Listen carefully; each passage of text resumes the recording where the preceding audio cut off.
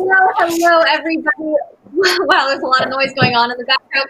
Welcome back to the Fumble Live. We had a big Game 7 yesterday that we're going to be talking about. We've got some news about Kirk Cousins, Danny Green, some predictions for the game tonight. But before we do all that, make sure you subscribe to our channel, tap the bell for notifications, give this video a thumbs up, and leave a comment below. Now here is the Fumble Squad. I'm Devin Howard. You can find me on Instagram as @DevinHoward. Chris? It's your boy Chris. You can find me everywhere at CK2K. What's up, everybody? It's your girl Jackie Ray. You can follow me everywhere at JRay the Fanatic. And it's a blurry version of your girl, Britt Johnson. You guys can follow me on all social media at I am Britt Johnson. Britt's got the blur today. Unfortunate. Damn blur. That damn blur.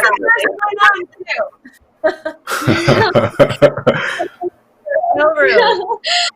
You guys, so let's really quickly talk about that game last night. Hey, So wait. very- See, I made the face because I knew y'all wasn't going to do it. I knew y'all wasn't going to do that raggedy-ass hump day. I knew y'all wasn't going to do it, and I got you. I knew it. I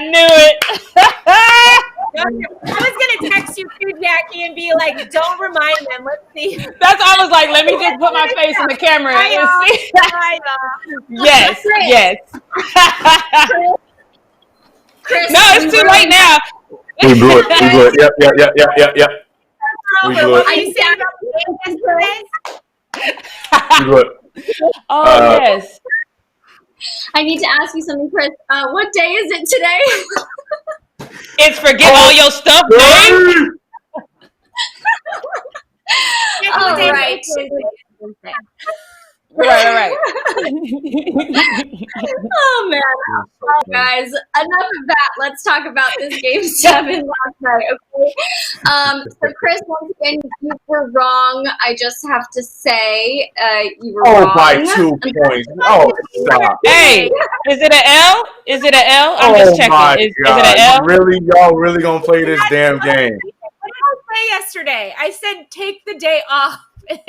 Right? You don't Oh my God, you guys are all ridiculous. That's crazy. That is crazy. Y'all were 2 points away from being in the same position. Stop it.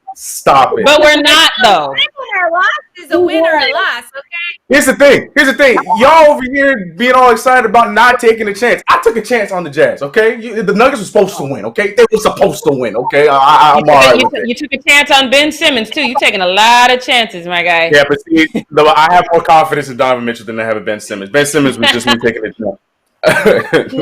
Oh, God. The eternal optimists of the panel, but Chris, you are giving both of us a run for our money here. I'm gonna do it again today, but we'll talk about that later. So it's fine. Oh God. All right. Well, okay. So let's talk about this game. It was super intense. Jamal Murray and Donovan Mitchell combined for the most points scored by a pair of players in a playoff series in NBA history. They totaled 465 points.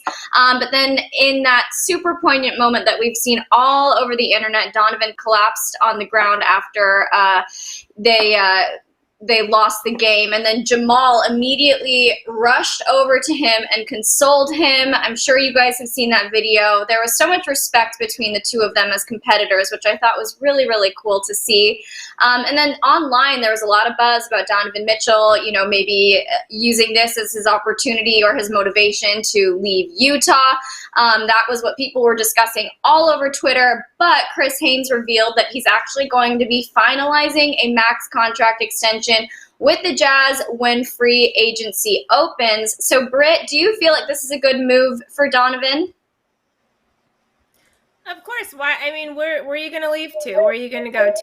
I think he fits in perfect with his team now. I think they did a great job this season, and it just didn't work out as he anticipated it to. I think they're a great team, though, so I don't see why you would leave in that situation.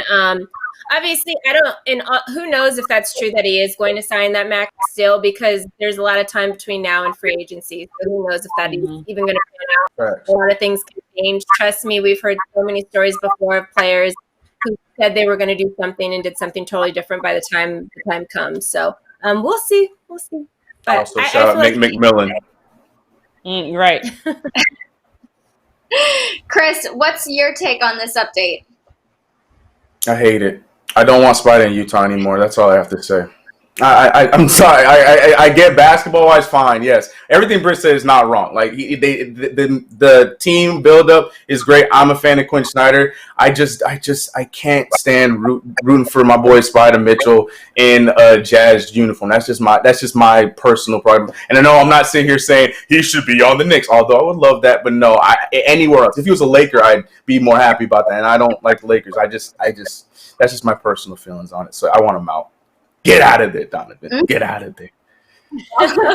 All right. And then, Jackie, I think you had something that you wanted to add before we move on to the second update. No, just that I was mad that everyone was saying that Donovan was calling, or that he was saying the shot was going to go in. He had his hands up, like kind of rejoicing. So, well, the commentators were saying it right after it happened. There was like, look, oh, Donovan thought it was going in. And then, all over Twitter, everyone was saying the same thing. I'm like, y'all ain't watching replays? The boy was calling for the ball. That's what I'm saying. He didn't get up after the ball was tipped out and he turned it over. He stayed back. And then when they're coming down, he wanted the ball because he wanted to make the winning shot. So there's a whole bunch of levels of his devastation. The fact that he didn't get to make that shot and potentially get that win. The fact that it kind of looked like it was going to go in and it didn't. There's the turnover, which wasn't his fault because, like he said, he didn't even know a boy was behind him. But there's there's levels to his devastation. There's levels. The collapse at the end makes sense. I feel for him. It was probably very difficult to lose that game after athletes have had to give up so much. They've had to uproot their lives. All they've been thinking about is being in the bubble and, making it to the finals. And unfortunately, they didn't make it. So anyway, you guys, let's get on to the next news update. This one is ridiculous. Kirk Cousins plans on living his life normally despite the risks of contracting coronavirus. And if he does walk away with the virus, he's not concerned about the potential health risks. So he joined 10 Questions with Kyle Brandt, and Kyle asked him this question. If 1 is the person who says masks are stupid, you're all a bunch of lemmings, and 10 is I'm not leaving my mask or bathroom for the next 10 years, where do you land? And Kirk said that his level of concern about the virus is 0.000001 out of 10. And he said, quote, I'm going to go about my daily life. If I get it, I'm going to ride it out. I'm going to let nature do its course. Survival of the fittest kind of approach. And just say, if it knocks me out, it knocks me out. I'm going to be okay, even if I die. If I die, I die. I kind of have peace about that. And people online were just, tearing him apart. So there was obviously this tweet that said, Kirk Cousins being an idiot should come as a total shock to everyone other than the people who know the first thing about him. Facts. Which I thought was funny. Then there's this other tweet that says Kirk Cousins being a complete and utter moron off the field as well as on the field shouldn't surprise me. Another guy pointed out how he went 0-9 in Monday Night Football, but suddenly has a survival of the fittest mentality. And then finally, there's this tweet, which I feel speaks for itself. I just think it's funny. My thoughts are, That's also facts. This picture's worth 1,000 words. Jackie, we can't comment on this one. We can't comment on this one, Jackie. We gotta let this one go. Oh, right. Okay. Yeah, we can't comment.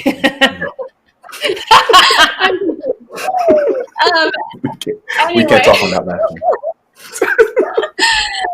Okay. Well, anyway, so if he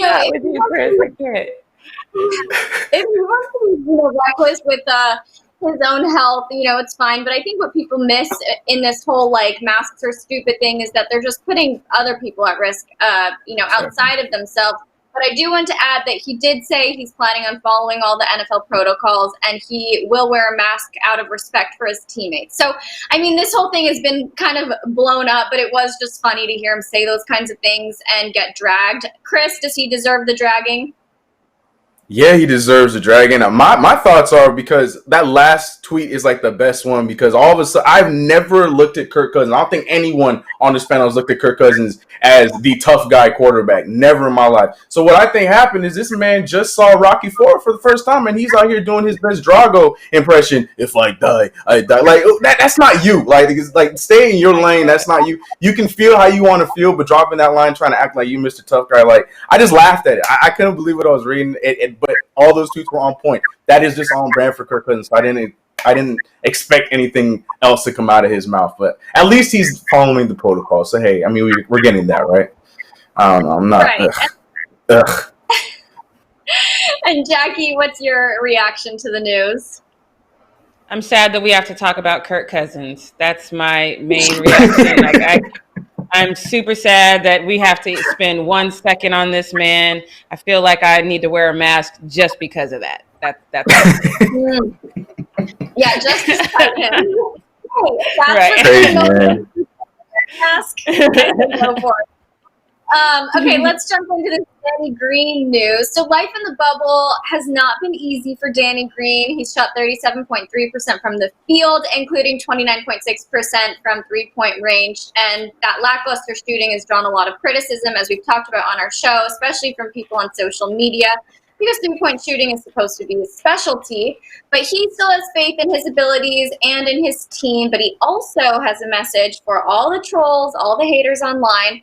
On his podcast, he said, quote, "Shout out to the real fans that stuck with us when we were down. Shout out to the real friends, whether we're playing good or not, that are still by our side. For the bandwagoners, you're not real fans. You're just bandwagon fans. You're only fans when things are going good. Those aren't true fans." And he doesn't want the people who trolled him and who shared the memes about him and all of that cheering him on when the Lakers win the title. And I say when the Lakers win the title. So What'd you say, Britt? I said Danny didn't say win, to be clear. He said if we can play like we're capable of playing, then we can potentially win. He didn't even believe that they could win. To be clear. I wouldn't believe it either if I was Danny Green and I was missing wide open buckets. I wouldn't believe it either. So I mean that's a level of self-reflection. He ain't supposed to say win shooting like that. He need to do better. So I get it. Damn. So, Jackie, I obviously have to ask you, as my fellow Lakers fan, is this too harsh? Do you think that he should be able to handle the criticism better than he is? I think Danny Green looks real soft right now. If he's talking about people shouldn't have anything to say about the fact that he's looking really not like Danny Green, and he is literally, we've seen him right under the bucket and shoot it and miss it by 3 feet. So yes, we are going to talk about that. So I think he's looking real soft right now, and I think he needs to man up, and I think he needs to go in there and get it done. And then I think he needs to accept us being at that damn parade with thank you, Danny Green, for finally showing up to the playoff signs, because I will bring one. So, Grant, I have to ask you, do you feel that Danny should have a thicker skin when it comes to trolls online? I mean, I think he's right in what he's talking about, the Lakers being bandwagon fans. We talk about it all the time.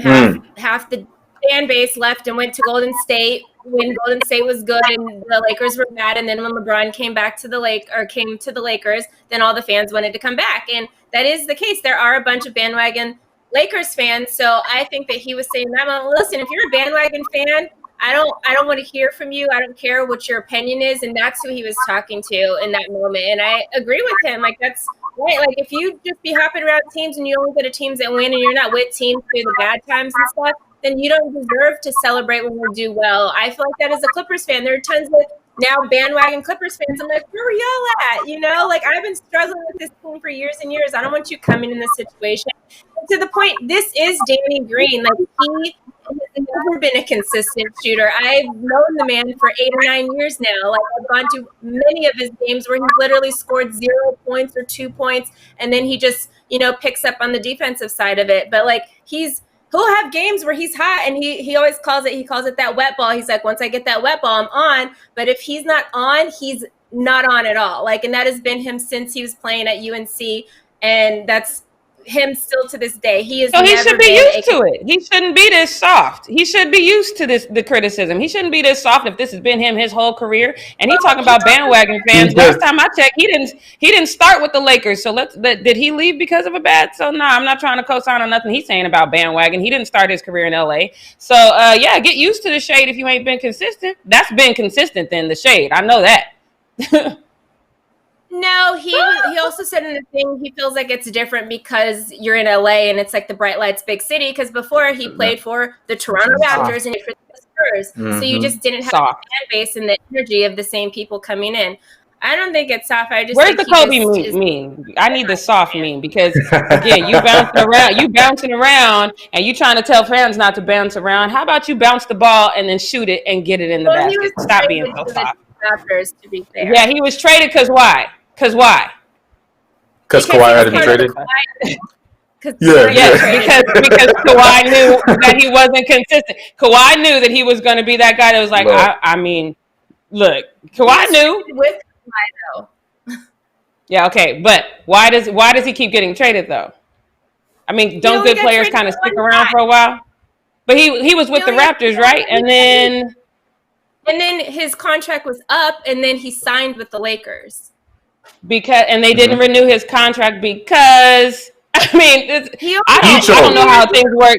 Yeah, because he chose not to be there because that's what I'm saying. But he's telling people are bandwagon fans, but he chose to leave. So if fans choose to leave, I go where LeBron goes. So I don't really subscribe to this bandwagon thing because my wagon runs behind LeBron, so I follow him where he goes. But when these players. Sucks. But we have people like Kyrie saying, "I want to be in Boston forever," and then bouncing. These players bounce, so the last thing that they should say is bandwagon, because y'all go where the money is, or y'all go where you feel like you'll be better. I'm not Laker fan. That's when you lost me. Oh my God! I'm not doing that. The point is that Danny Green is saying too much. He's showing his softness. No. Right. You don't think that there's diehard Laker fans in the world? You don't think that there's diehard Laker fans? 100% there, and that's why I got 100%. Okay, let's rein it in. Let's get on to the next thing. Talking to bandwagon fans. So if you're not a bandwagon fan, then don't be offended by it. I'm not offended by it. I'm offended by him saying that he don't want the mean people to come out to the parade. And he's creating the memes. Wow. Okay. Let's talk about predictions for tonight, you guys. We have only a couple minutes left until we have to move into Chris's post-up. So, Houston versus Oklahoma City tonight. Chris, who you got? Oh, no.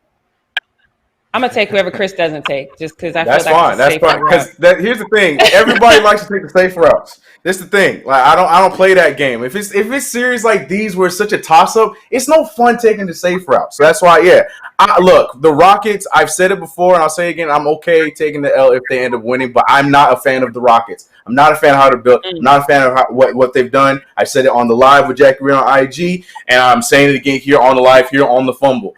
I'm not a fan of that team. I feel like they can win this series, fine. They're going to go and get destroyed by the Lakers. That's just my opinion on that. I am just going to go with what I want to see, who I want to see win. And I want to see the Thunder with the underdog story and win this series. Will they win it? Probably not, but that's who I want to see. So I'm going with my heart instead of my brain on this one, like I did yesterday. And I'm going with the Thunder on this one in Game 7. Come on, CP3. All right. And Britt, what do you think is going to happen tonight? So I don't have a dog in this race. I don't really care. I'm just going to stick with my original prediction. I did say the series was going to go to a Game 7, and I picked the Rockets winning. I think the last game, Russ was just getting in his flow of things. He only had 17 points. I think he obviously can play better than that because we haven't seen him play much, obviously, at all. So I think he's probably going to be in the groove of things tonight. And so I think he's going to play better, hopefully. James had a good game last game. Chris Paul has had a good run the whole time, and I love Chris Paul as a former Clipper. I want him to do great things. Obviously, I don't want him to do it this year because I want this to be my Clippers year. But my question, so I'm going with Rockets, but Jackie, because yesterday I specifically had to say, who who do I think is going to play worse against my Clippers? So for you, this is a huge game for you. Like, who do you think, or who would you rather see your Lakers go against? So I would rather my Lakers go against OKC. I just don't think that they would give us the headaches that the Rockets would give us. I think that, James Harden is always a threat. I know people don't like him or whatnot, but I think that the Rockets as a whole, they have a few more weapons than OKC. So I want OKC to win for selfish reasons. I don't know, though. I think Houston's going to come out with this win, but I definitely want OKC to win because I definitely want this next round to be a little easier for me. It'll be interesting because the Lakers are so big and the Rockets are so small. So to see them go up against each other, like the small ball against like that big ball that the Lakers have would be so interesting to see too. Mm-hmm. So wait, so you're going Rockets? You're going Rockets, and Chris and I are OKC. Is that what just happened? I think so. Oh, is that happening? Devin, oh no, Devin, did you pick? No.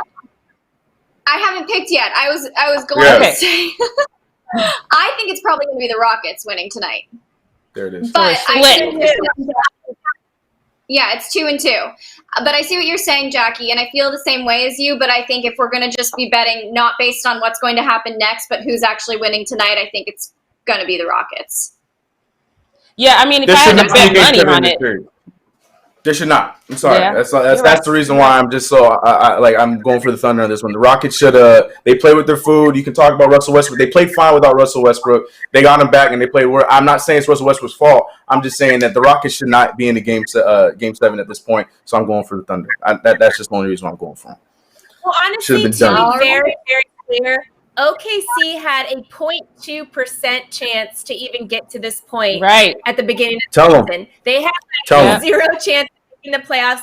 So for Chris Paul to take this team where he has, and I mean, I saw it like early on in like the bubble and stuff, which is why I have this going into game 7, which everybody thought I was crazy for even doing. But Chris Paul, like, he does turn it on, and he always plays hard, especially in playoffs. He plays hard during regular season or preseason games. Chris Paul plays hard, right? So like he's turned it to another level during the playoffs, and I knew he was going to come with it. And like honestly, the Rockets kind of have been like they play good, but they've just been chilling a little bit because I thought they thought this series was going to be easier for them than it was. Yeah. But I'm hoping they actually realize it's game 7 tonight, and they turn it all the way up. And because as a whole, really, the Rockets should have been a gentleman's sweep for the Rockets. So I'm saying I agree. But I'm nervous for Russell because he looked mad rusty, and I feel like now he's going to go out there and force it and force like some turnovers and make some big mistakes, miss some big.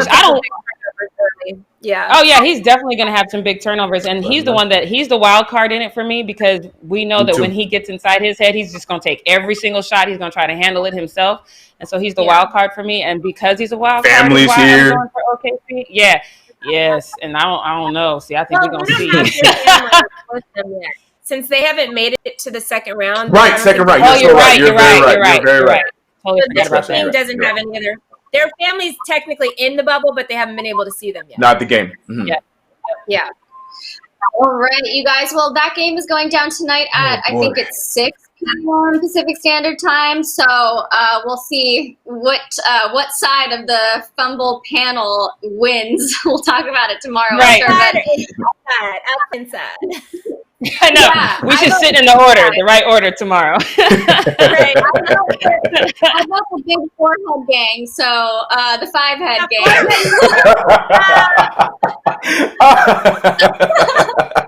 Chris, our forehead's the same size? I can't tell. I don't know. Y'all got the forehead over here. Okay? Roll down the forehead. Yeah, we got it. Oh, God. That's great. With the 4s or the 5s, let us know. I get it. Stupid. That's hilarious. Fill us in on social media. Yes. Ladies and gentlemen, it's time for Post Up. with your boy Chris, quarantine edition, and yes, not so fuzzy today, so that is nice. But yeah, we actually gonna start off with the moment that Jackie had mentioned, and it's funny because I just wasn't paying attention. Mark Jackson, I loved him as a Knick, I loved him as a coach. I'm not crazy about him all the time as a commentator. That's just me personally. So, and especially when he's with anybody that's not Mike Green, so I don't really have the volume all the way up. So I missed what Jack was talking about. All they were talking about, he had his hands up thinking that was going to go. Because to me, like Jackie had said, I thought he was expecting the ball, and everyone probably watching that game thought that Michael Conley could have made, because he was down the court already because he had the turnover and he had fell. He was already down the court. So I thought Michael Conley was going to make that pass. He didn't. He took a shot. Went in and out, so I'm not really upset with the shot. But anyways, that being said, these were the moments after that, and you're just seeing it. You just can't help but feel bad for Donovan Mitchell, because he had a tremendous series. If we can get those pictures up, because you could tell, just devastating. I mean, on all levels, because he had a great series. He's the main reason why they were back in this game, because I would have been here crying today if the Jazz had gotten blown out the way they were getting blown out earlier on in this game, and they got blown out altogether. But Donovan Mitchell was one that put him on his back in that third quarter and brought him to the point that they were at, and then had a rough fourth quarter, and it was just it was just an emotional game for Donovan Mitchell. The turnover happened, didn't get the last shot, so I'm sure it was just all the emotions and everything going through. But hey, if all these reports are real, I mean, it can't be that bad, because it's looking like you're about to get an extension. But like Britt Johnson said, there's tons of time until that decision is made again. Just ask Nick McMillan. By the way, hopefully he gets a job again soon, because the Pacers did him dirty. Anyways, moving on from him to the team that did win, the Denver Nuggets. Jamal Murray, who was very excited. He showed a lot of love to Donovan Mitchell. Love seeing that. As we heard the entire series, and if you didn't already know, they were already really close. So Jamal Murray showing respect to his boy Spider, but he will be moving on to the next round to be played the Los Angeles Clippers. That's going to be fun. But to have to find out that your next game is only 2 days away on national TV, not even that, because it was probably late over there after that game was done, so a day and some change until his next game. His genuine reaction when he went on SVP over on ESPN, when he asked him a question about his game on Thursday and not realizing that his game was on Thursday, was hilarious. So here's that clip of him realizing when his next game was actually going to be playing. Look, you guys both look gassed, both sides, and the Clippers we know is going to be a rugged test. Between now and Thursday, watch the face. We play Thursday? Yeah. No. That's a bummer. Oh no. Leo, can we please get we play Thursday? That made me laugh so hard. I was crying when I saw that. See how happy he is? You're so happy, he's excited, and his whole morale just went. Look, look, there it is. There's the face. Like, we play Thursday. Oh man, Jamal. Yes, they gonna be gassed. The Clippers been chilling, sitting up, having a good time. Kawhi is fully charged, ready to go. Playoff P's been showing his head in the last 2 games. So I don't know. I mean, we'll see. Maybe the momentum carries over with Denver. We'll see. I don't know. But yeah, that's not the way you find out about your next playoff game on national TV, because that was a genuine reaction by Jamal Murray. I'm sorry, my guy. I'm sorry. But I'll tell you somebody else who's not worried about the next round, and that's Jackie's boy LeBron James, because this man is out there, even though they're in Orlando, LeBron out there living like he in Miami, out there smoking those Cubanos. You know what I'm talking about? He's out there with his, I think it was a JBL, or I don't know, it was probably Beats. I'm sorry, his little speaker. Listen to his music. Look at that cigar. You look. LeBron looked like he in a whole different bubble from everybody else. I don't care what anybody says. I know he in the bubble. That sign right there made me remember. I'm like, oh yeah, he is still in the bubble. But it looked like. Right, he's in like the LeBron section of the bubble. Like he got the LeBron section. Yeah. Man, he looking too comfy there, soaking that. Yeah, look at him, ready to go. Yeah, see, he's hyped up. I mean, he's chilling. He's like, all right, let me check this game out tonight and see who I'm playing next round, and we're gonna take him out. That's actually that's a conversation for another day. But yeah, LeBron James does not look phased at all for the next round. We'll see who they're playing after tonight's game. And speaking of tonight's game, hopefully Granny P can give my boy or our boy CP3 some love, because she's been giving him tons of love throughout every game he's played. And Chris Paul has said this for as long as he's been in the league. This is not new news that, Chris Paul's granny is always supporting him every game, whether she can be there in person or not. She is watching and making sure she is watching her boy CP3 play. And she, so much so that he even posted the text messages between him and his granny in the bubble. And if we get that up, if you look at the dates, I'm not, unless you're a Thunder fan, you probably know. Every one of those dates are on the day that the Thunder play their game, and she is on point, making sure she's letting them know, good game, good luck, I'm with you, go Thunder, go, Granny loves you, all those kind of things, and I love this. So I'm hoping with the power of Granny that he can help Chris Paul get his revenge tour. Rudy Gobert didn't get his revenge tour. They lost, so he's not going to get his warpath. But if Chris Paul can get his revenge on the Houston Rockets, because we know he wants it. We know he wants it for James Harden and for Mike D'Antoni. You know he wants it. So I'm rooting for him and hope Granny could help CP3 push them over the edge. We'll see tonight. It's going to be fun. But Granny out here, the number one supporter in the world. That's not the new, but I love that, she's still staying with it even when she's outside the bubble. Respect. And speaking of, support, Fred VanVleet had some support come through yesterday in the bubble with his family, little Freddie Jr. He got his daughter with him. The wifey came through. Everybody was there with him to support.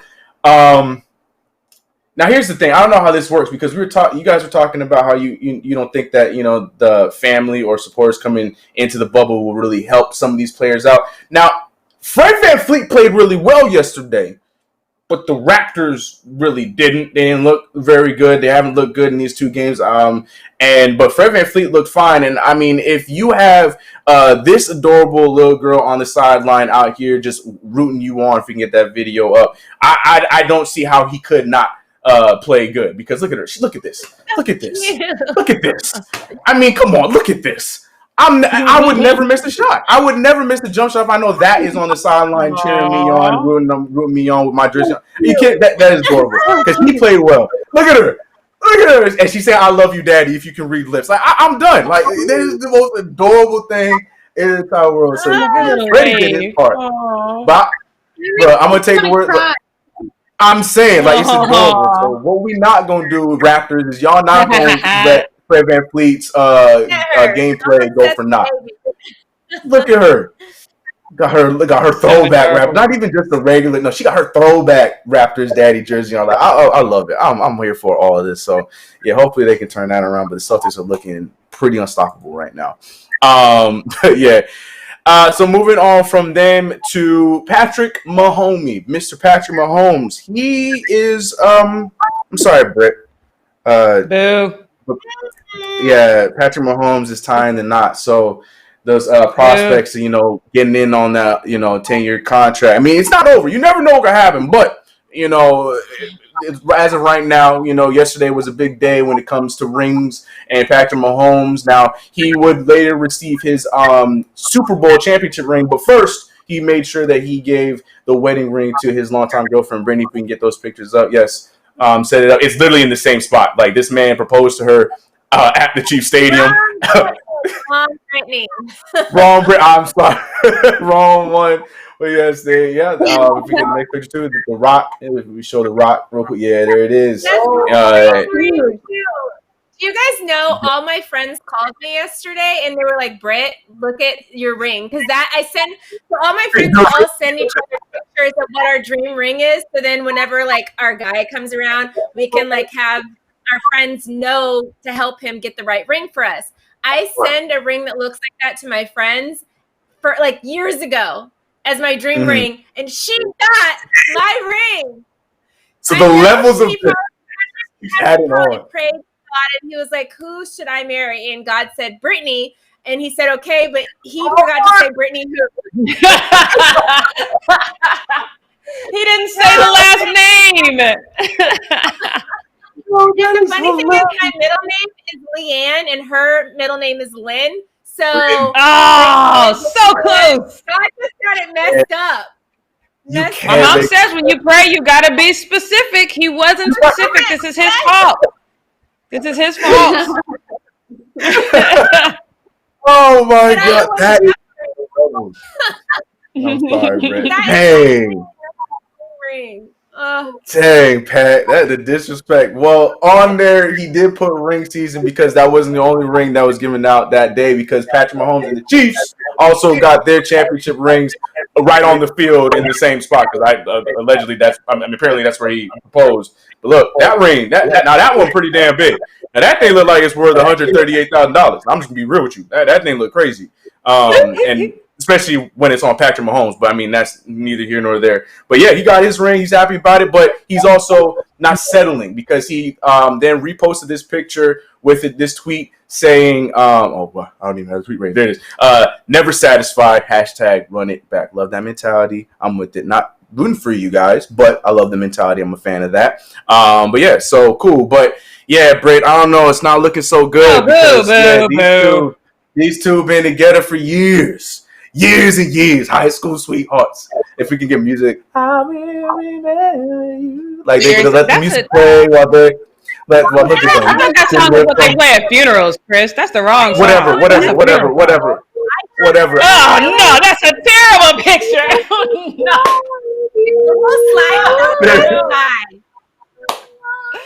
that is horrible. Yeah. I'm sorry. Well, get this off. Like Britt said, Devin definitely needs to sing at their wedding. Devin needs to sing at their wedding because that would make everything make sense. Oh God, why would you do that? Why would you do that? Oh my God. I got it, y'all. Devin's gonna sing at the wedding, and Chris is going to predict that they stay married forever, because then that means they're going to get a divorce. Then you're good. There you go. Hey yo, Leo, try that picture one more time. Yeah. Oh God. Yeah. Anyways, we moving on from this.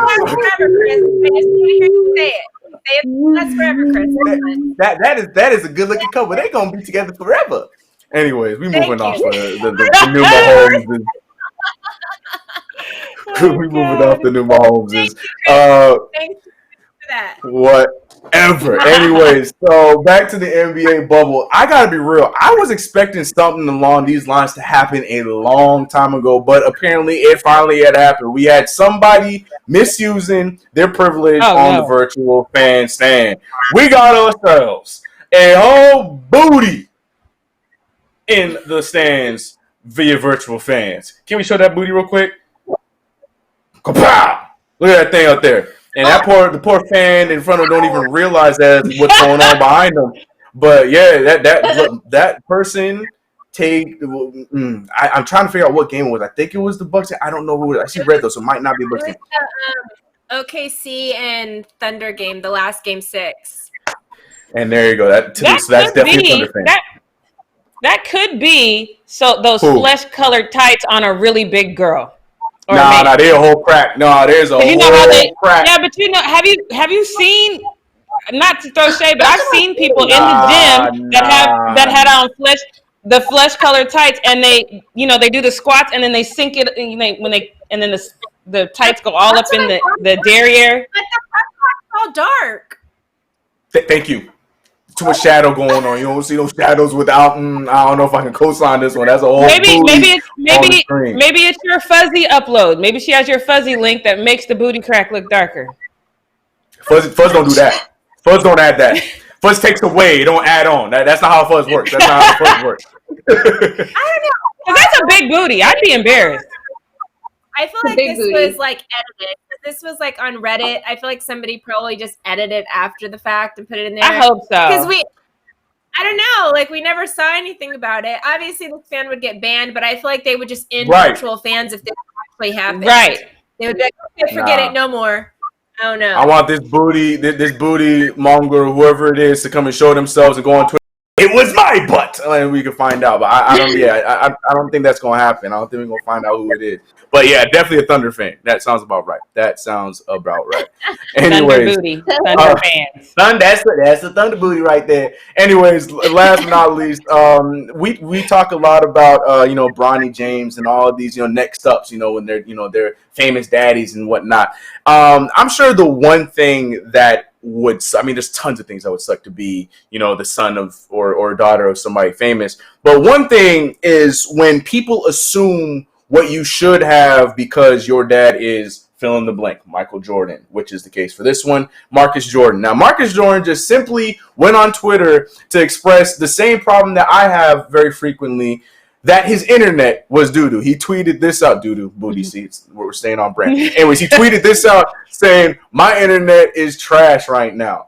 Simple tweet. Like, I understand it. I feel you, Marcus. I have the same problem. Well, we have that certain fan that, I'm sure he gets all the time that came back and responded to him saying, bro, your dad is Michael Jordan.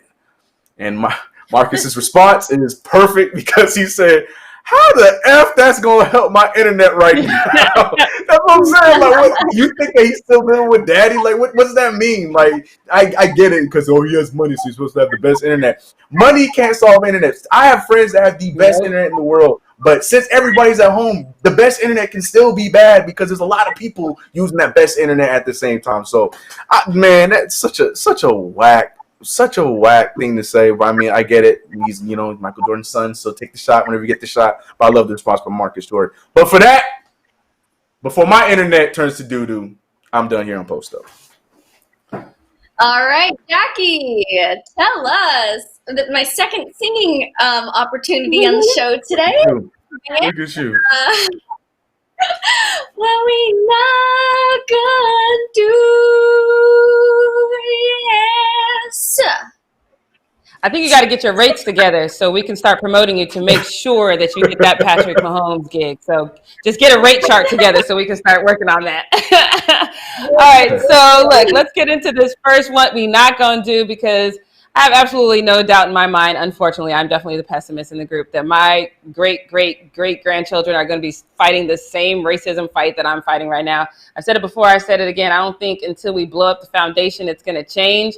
I think one place, or actually a couple of places that it should be completely obliterated is anywhere where Black people or minority people are the dominant people in that organization. So for me personally, the level of racism that we're seeing in the NFL doesn't make any sense to me, but the NFL is very much like the United States, sadly, and they just refuse to atone for their sins. They refuse to apologize for shutting out Black people for the quarterback positions for decades. Now they're just like, hey, look what we're doing now.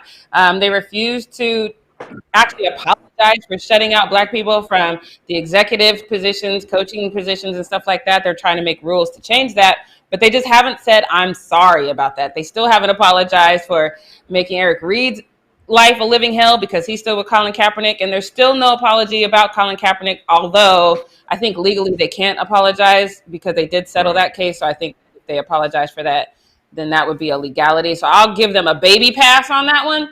But it's just a lot to do about nothing in the NFL. So I just want to put up this quote from Roger Goodell, because we're moving into a new time. It says, the NFL stands with the Black community, the players club, and fans confronting systemic racism. We will not relent. And by not relenting, they are going to stencil in racism in the end zones. And on the other side, it's going to say, it takes all of us. And that is their stance on this racism thing right now. I have nothing to say about this. So, Britt, I'm going to ask you, do we care about them stenciling this in the end zone? Does it matter to you at all? So yesterday, I don't know if you guys were able to watch it yet, but I watched the newest Hard Knocks. Obviously, it went into all the stuff. I haven't seen that one yet. It was very, I cried. It was emotional because I thought, it was great to just even see the players getting those opportunities to speak. And like Tyrod Taylor was like, hey, y'all, let's get in here. Coach Anthony Lynn was like, what do y'all want to do? Like, it's up to you guys. And like for the players to like have those moments, and like then they all come out and they're all speaking. They all got to speak to the media and everybody got to say their little points. It was just like beautiful. And I'm just like, I do feel like the players feel like a change is happening because they get to finally speak about stuff and say stuff. I don't think it matters as much what's on the end zone thingies, but like Anthony Lynn had said yesterday, he was like, the NFL, the NBA, the MLB, the WNBA, whatever, if we can all come together, we have a big fighting chance of doing something, because guess what? Racist or not racist, everybody watches sports, and these are moments where we kind of have all come together in the past. Mm-hmm. So if we can all come together and have the numbers of like so many like big organizations like this, with Anthony Lynn saying football being the biggest of numbers of people that are like, you know, able to do something like that's like a huge thing. Obvious, you know, there's a lot to still do and stuff like that, but like to see the players really get emotional about finally being able to say something and not feeling scared that they're going to lose their job, I think is like the most important thing. So the end zone thing, that's just like, if you want to do that, that's just another little thing. Just like, I don't think the actual Black Lives Matter on the basketball court makes somebody want to change their mind, but it's a thing that you can be on the field and like the players can look at and be like, look at what the NFL is doing right now, or look at what the NBA is like, look at this is on the court. Like I have a voice now, I can use my platform now. So I think that's what it's more about, for the players to feel like a sense of liberation, maybe a sense of like freedom to speak their mind finally, I think is the most important thing. I don't think it's going to, obviously, like I've said before, it's not going to like change people's mind by seeing it. But like, I think it's going to give players, you know, maybe spark something in them to then, you know, do big things. And I know the Chargers and the Rams both posted yesterday at the end of the episode that organizations within Los Angeles that they have now gotten involved with and started donating money to in lieu of all this stuff happening, and how they're trying to make their change or whatnot. So I think that it's mostly important for the players to see that more than it is for us as fans to see it. Yeah. Spoiler alert though, Britt, thanks for that. Like now I'm like, see, this is why you can't be behind when Britt is watching every episode on time. Cause now I'm like, oh man, dang. No, but still go watch it. It's really good. It's really good. I am, but I'm like, wah. That's what I was supposed to do tonight. And Britt's like, oh, it's so good. All right, so let's move on to this next one, because like yesterday, Britt was upset that Brandon Ingram won Most Improved Player. She said that Bam should have received it. And now I thought Rudy Gobert could have received Defensive Player of the Year, but I don't think any of us were mad that Giannis got it. Defensive Player of the Year is not one of those that you can just look at the stats and really call it. I think that you kind of have to watch the games a little bit more to see the dynamic they are on the floor. I don't think you can just watch, you know, how many defensive rebounds they have, how many steals, how many blocks. I think there's more nuances to it. So, and then considering the fact that the media votes on it, I always think that award specifically is going to be a little off, because no one in the media is watching every single game. They're watching a lot of games, but they're not watching every single game. They're probably covering one specific team. They have their favorite player. So there's a lot that goes into it. But last night, was it last night? No, night before last, Giannis got a little bit of flashback for not stepping in to guard Jimmy Butler. They asked him about it in his post-game interview. He said, why are you asking me that question? I'm going to do what coach wants me to do. That's not who I was supposed to guard. So again, that's not a ding to him for two reasons. One, the awards are supposed to be just about what happened not before the postseason. The postseason is not supposed to be included at all. So this tweet is funny to me, because this tweet is going to come from Tim McMahon, who apparently had an exclusive interview. The article says that he had an exclusive interview with an NBA All-Star, and an All-Star suggested to me that Giannis Antetokounmpo shouldn't be the Defensive Player of the Year because he's not a lockdown defender who shuts down other stars. The Bucks clearly need someone to take that challenge with Jimmy Butler. So this is the thing. We've talked about this before. Who is your source? Because you can't just drop and say the name of some all-star said Giannis shouldn't have won it because Jimmy Butler is a 5-time all-star and you dropped his name at the end of that. So now I'm like, are you trying to imply that Jimmy Butler said this? But then I looked at his Twitter page, and he covers a lot of teams, but he predominantly covers the Utah Jazz, Donovan Mitchell, Rudy Gobert, both all-stars. So this is petty to me. I legit hate this. I've heard this about Giannis before, and I think if you're going to argue it, that's fine. We can argue it. We can sit down and argue it however you want. But dropping and saying it's an a current NBA All-Star who said this about Giannis is irresponsible, if you're not going to drop the name. Chris, do you agree with that? Yeah, no, I agree with that every single time. I can't stand this. We joke about it all the time here when people talk about sources. Like, who the hell are your sources? You yourself. Right. You had a thought and said, oh, I know people might believe. If I say sources, they'll believe what I think. No, yeah, definitely you gotta speak who you're talking about or who told you or whatever if you're going to say something like what Tim had said. And I can't stand it. I'm never a fan of the sources. I never believe them, and I can't do it. I can't do it. Yeah, so now I'm with you on that. I think what he was trying to say is I have covered the NBA All-Stars, and I say so what? And say that then. But honestly, we would all prefer that. Then say that. Like, right. You know what I mean? Because you're not lying. Yes, we know that you covered those and have your opinion. By all means. That's what Twitter's for. You don't have to add sources to make yourself sound more. I can't. I can't stand it. I hate it. Yeah. It's petty. We're not giving you any clout unless you start naming names. At all. What we're not going to do is just believe you just cuz. So that's all I got for what we're not going to do. And now it is time for Brit's Takes. Brit's Takes. All right, thanks, guys. It's time for Brit's Take. So I'm kind of going to go back to one I did a couple weeks ago. August 11th, to be exact, the Big Ten and Pac-12 had both decided to cancel the season due to COVID. We talked a lot about it, how it affected the players, why they waited so long to do so, this, that, and the third.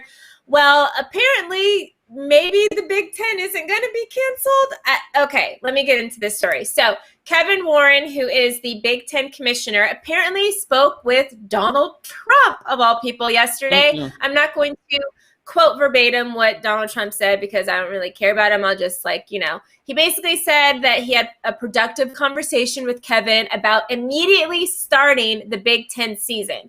So if you guys don't know, literally college football is here. All the rest of, besides the Pac-12 and the Big Ten, all the other Power 5 schools are literally ready to go. Season's starting now. So the other two, apparently, which I didn't know too much about, have actually been practicing. So Michigan's been practicing just like they are going to have a game on Saturday, and all these other schools have been practicing.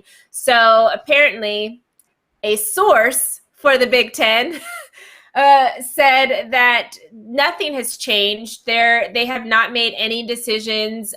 They don't know why Donald Trump tweeted this and said that they had a good conversation about the season and that the season is most likely going to start immediately. They don't know why he said that. They said it's crazy that he said. They didn't say it's crazy. I said it's crazy they said that. But basically, they said on their end, nothing has changed.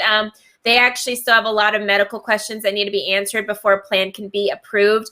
ESPN said if a plan was approved, they wouldn't immediately start a season anyway. It would be looking to start more towards Thanksgiving time and then go a little bit into January. And then in that case, there's all this talk about, okay, then what happens with bowl games and this, that, and the third. I'm going to do a whole Brits Take most likely tomorrow on what is happening with bowl games and what is going to happen with the national championship and all of that kind of stuff, because it is a whole long thing I can talk about forever. So tune in tomorrow to check that out, where I go in depth about what college football has decided to do as far as the playoffs and bowl games and stuff like that, because it is super interesting.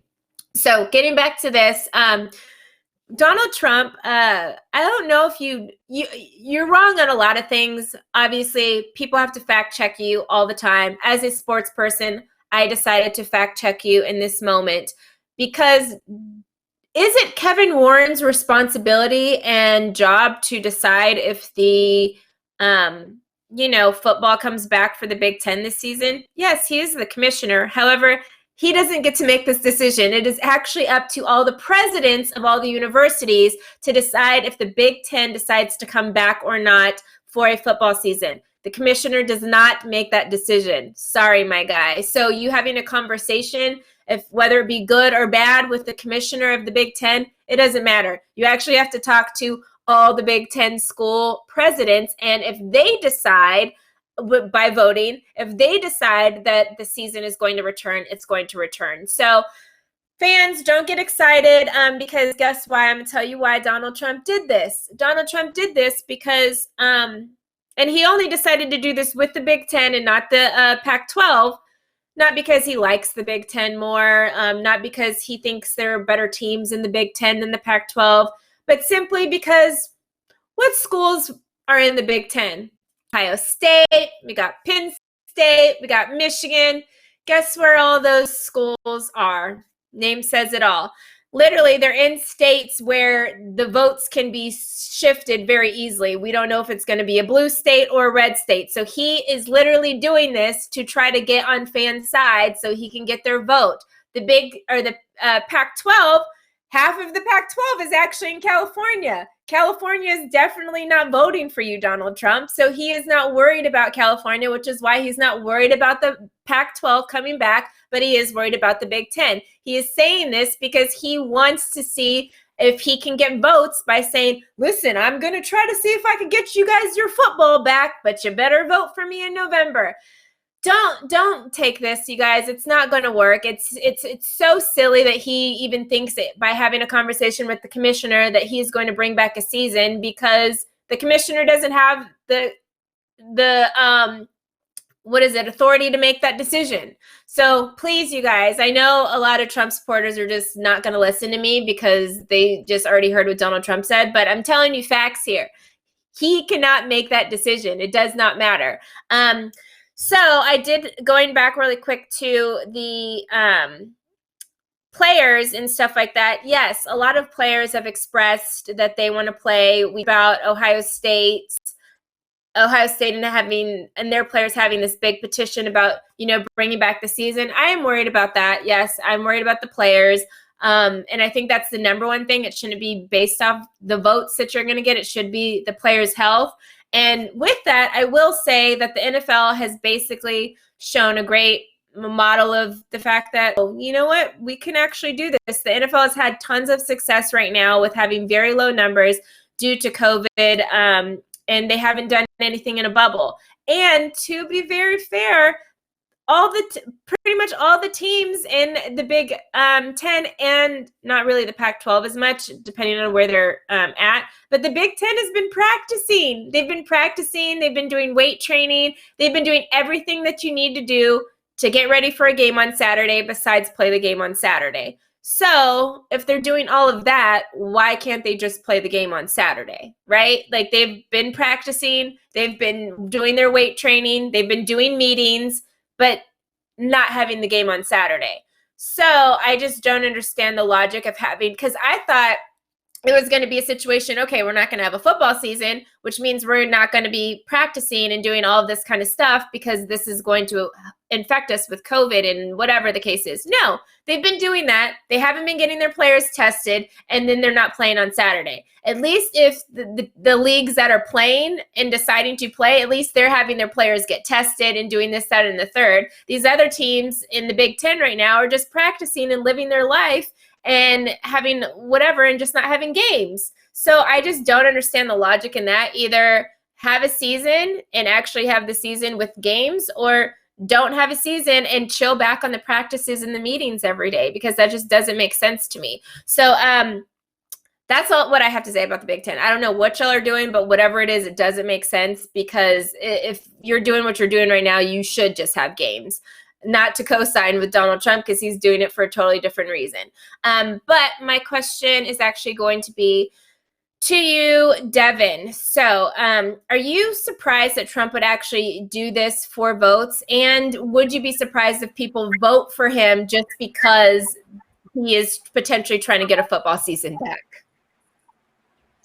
I would not be surprised if people vote for him because they think that he's going to get a football season back. I think that seems like something people would definitely do. And Trump is the type of person to constantly say whatever he can to make sure that he's appealing to the, specific demographics that he wants to reach. So none of this surprises me, but Jackie did post something in the chat that I thought was funny, because he's one of the people who says sports and politics shouldn't mix, and yet here he is doing that exact same thing, taking the spoon and stirring it all up together. So Jackie, I have to credit you for pointing that out. I thought that was really funny and very accurate. So I can't say I'm surprised by any of this at all. And people will likely vote for him because they think they'll get football back.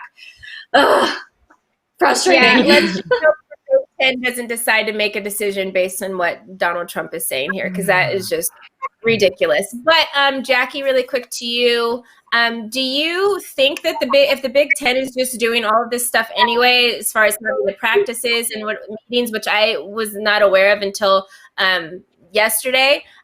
Don't you think, or do you think they should just have a season then? Like, what's a Saturday if they're already working Monday through Friday anyway?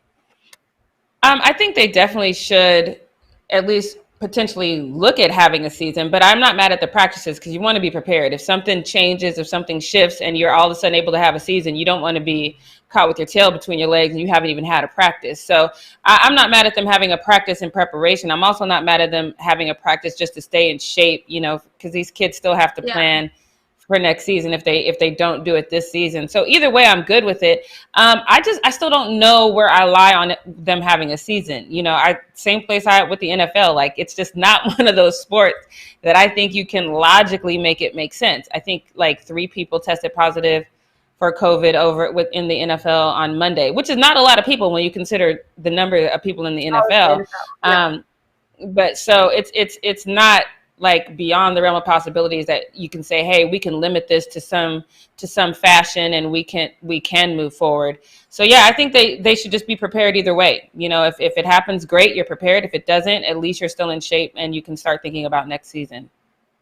Yeah, I think my thing is like the preparing part is like, I feel like the most at risk you are of getting COVID. So I'm just like, if you're okay with them practicing and doing meetings and they're doing it in a way that's not really as organized as the schools that are saying they're doing a season because they've literally put this protocol in place. They're doing it without a protocol. So I'm just like, isn't that almost more dangerous than just, hey, let's put a protocol in place and then have games instead of not putting a protocol in place and letting them like run amok right now? Yeah, it's a bunch of confusion for sure. Well, that is it for Brit's Take. Again, tomorrow, make sure you check out. I will update you on what the NCAA has decided to do with the college football playoffs as well as the bowl games because it is crazy, let me tell y'all.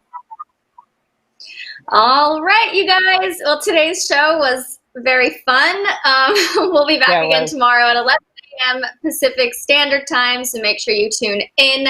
And have a great day, you guys. Subscribe, tap the bell, leave a comment below, share this video with your friends. Wash your hands. Don't be like Kirk Cousins, just be That should be a goal. Yeah, that should be a goal for everyone. Don't be like either of those two people, and you'll probably be doing all right.